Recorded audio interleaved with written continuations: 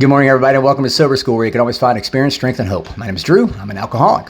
We want to welcome you to this platform here today, regardless of what your addiction may be. You are welcome here. We support your pathway to recovery. Not mine, not Johnny's, not Jimmy's, not Susie's, not Rebecca's, not Tiffany's. Your pathway. Whichever pathway it is that you choose, well, we're here to help you, and we want to make sure that it works for you. I want to pitch in and carry on the conversation from yesterday about responsibility, how it's our responsibility to get sober and to stay sober. And it's no one else's. We can't blame it on anybody else if we relapse, if we're not sober. When I came in the rooms in 2013, I definitely tried to blame it on AA. Oh, they talked about God, or they said this. I heard this person over there say that. And I immediately thought that everybody in the room believed the same way. It's not like that at all. It's not like that at all. I talked yesterday about how you're going to run across the occasional assholes, the occasional egos, the self-righteous people who swear up and down that you have to do it exactly their way. It doesn't work like that. It doesn't work like that. Had I been told that whenever I came in the rooms, yeah, I'd have been back out. No wonder. And I shared, I understand. I'm not condoning it by any means, but I understand when folks relapse. I get it now. But when I hear that folks relapse, my first thought is, did I do all that I could do to prevent that person from relapsing? Because again, when somebody relapses, it could be fatal for them. And I don't want to carry that around on my conscience, knowing that I could have probably done something a little bit differently. Maybe I could have said something a little bit differently. Maybe I could have acted a little bit differently.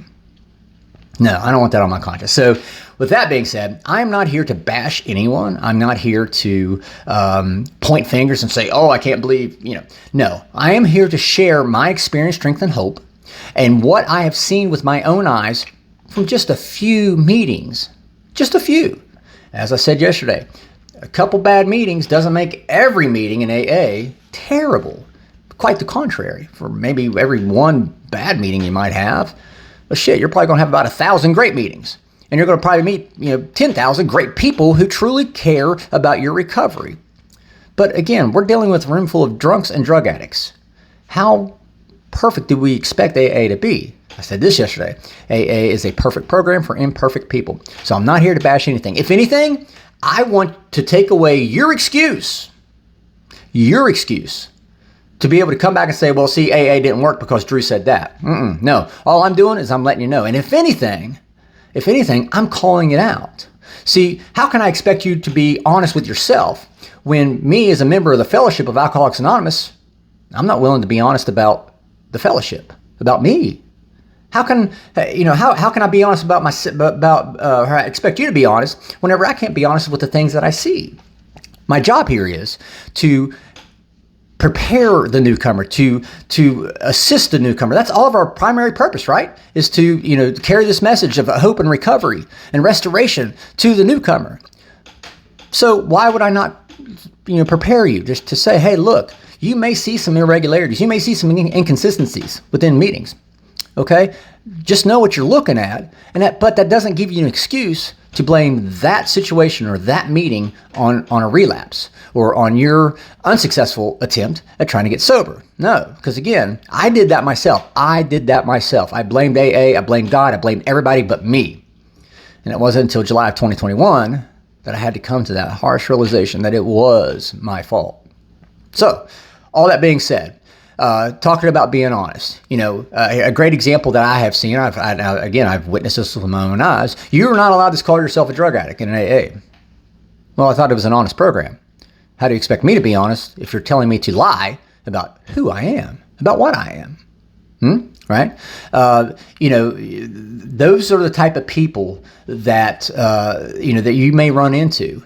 I said this yesterday, the person, whenever I first came in the room, had I first come in the room and somebody said, yeah, I'm happy, joyous, and free. If you want to be as happy, joyous, and free as I am, do exactly as I do. Yeah, my ass would have been back down the fucking road buying a half gallon of wild turkey and drinking it.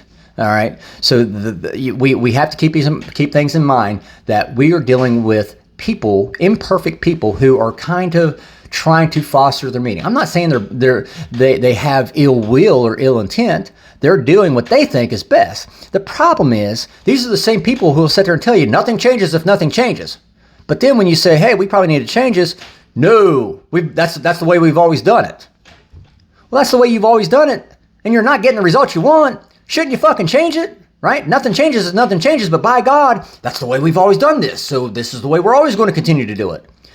They used that shit in the Civil War too. And you saw how that fucking worked out. Right? The military finally said, we probably need to change our tactics. Instead of lining the soldiers up shoulder to shoulder and rushing them into battle, we probably need to change our tactics a little bit. But that's what they did because that's the way they'd always been done. Doesn't that sound insane? Isn't that the very thing that people say? The folks, when you do go in the rooms, they say, if you want to, nothing changes, nothing changes. If you want to break the cycle, you got to change. Okay, maybe we should change. No. That's not what we do here. Well, who's we? Who's we? Who decides what we do here? That's where you have a group conscience or unconscious sometimes. I've seen in a few cases where they say, well, no, this is the way we do things. Well, who's the group conscious? Well, only home group members. Really?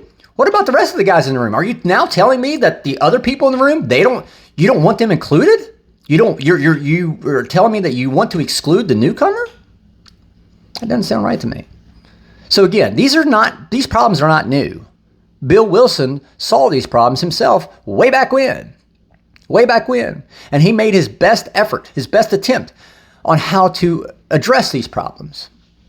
No one in AA is perfect, myself included. Myself first and foremost, I am not perfect. There is no one in AA who is perfect.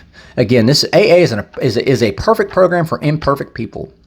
And the problem is, we can see anyway, is that sometimes people will let their personalities get in front of their principles, which is also one of the traditions, right? And they start making decisions based on their personality, or perhaps maybe their difference of opinion with another personality. And that starts overriding what the principle should be. And that's when we start seeing those few meetings out of thousands. And that's when we also start seeing people going back out. Again, every time I see somebody go back out, I always ask myself, could I have done something differently? Did I do something wrong? Did I say something wrong? Did I not talk to that person? Because again, we're talking fatal consequences for some of these folks. Just the other day, I read an article where somebody I knew passed away because he went back out and died of a drug overdose. This is life and death.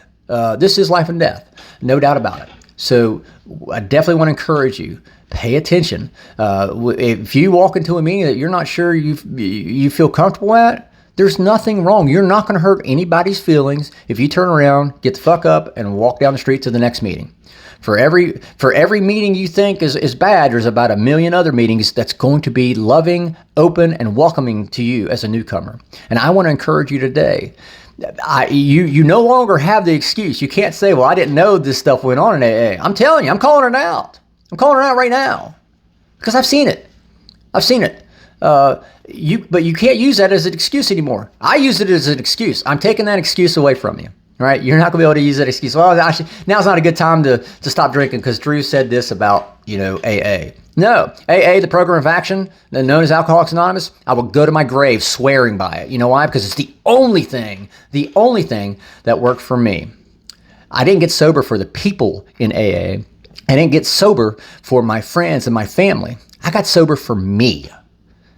Don't not get sober because of the people in AA and those who do not have your best interest at heart. So with that being said, I'll let you guys go. I hope you guys have a kick-ass Saturday. We'll be talking more on this topic again. If I can just keep the notes in my head straight, we'll be talking more on this topic again over the next couple of days. So again, I want to thank you guys. Thank you guys for letting me come in and share 5 to 10 minutes of your day with you. You keep me sober, and I appreciate it. So again, one last preface, one last statement, I should say. I'm not trying to bash anybody. If anything, I'm trying to show you that as a member of the Fellowship of Alcoholics Anonymous, working an honest program, I'm going to hold myself to that same level that we're going to ask you to hold yourself to as well. Hope you guys have a kick-ass Saturday. We'll be talking again soon. Remember, guys, you can't get drunk if you don't take that first drink.